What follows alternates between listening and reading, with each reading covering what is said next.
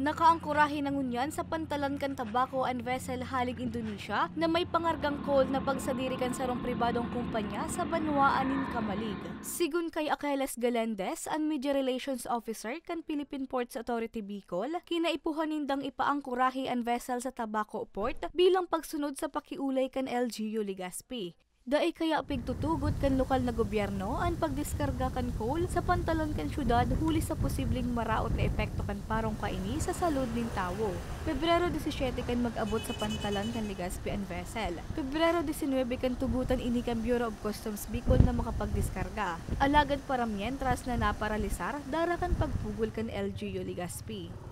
Pero linawin lang po natin, ngayon po itong pagkakataon na ito, yung dahilan po nito sa pag-divert natin sa Port of Tabaco, hindi dahil doon sa meron siyang amoy or merong alikabok. Although sinasabi nga meron daw ang mga residente na nagpaabot na ganong issue. Pero as far as we are concerned, wala naman pong ganon. Kaya lang yun nga, dahil nagkaroon ng dialogue, may request ng city at nag-agree naman ang consignee na pagkasunduan na ilipat na lang sa Port of Tabaco. And doon naman sa Port of Tabaco, nakailang pagdiskarga na rin ng coal doon, wala naman naging problema din sa mga residente at pati naman sa city government ay ayos naman. So basically yun po yung nangyari. Linawin natin na wala naman, as far as we are concerned, wala naman kaming natanggap na anumang concern na yung barko na yun ay yun nga, nangangamoy or may health issue.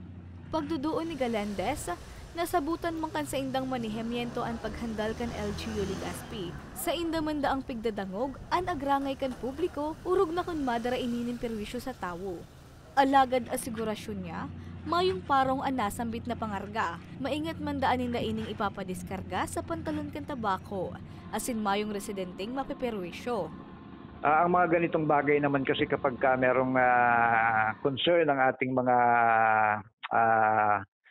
nearby community sa mga pantalan natin, pati ang mga local government units, ay ito naman ay pinapakinggan natin at ginagawa naman natin ang aksyon para sa kabutihan ng lahat. Including siyempre yung may-ari ng kargamento dahil kailangan din nating isipin din siyempre ito baga raw material ito ng isang commodity na ginagamit din talaga hindi lang dito sa Bicol region kundi maging sa buong Pilipinas. Kaya very important talaga na mabalanse din natin yung health issues na nire-raise and then yung pangangailangan para magtuloy-tuloy ang usad ng ekonomiya sa pamamagitan ng pagdadating at pag-alis ng mga commodities natin sa ating mga pantalan.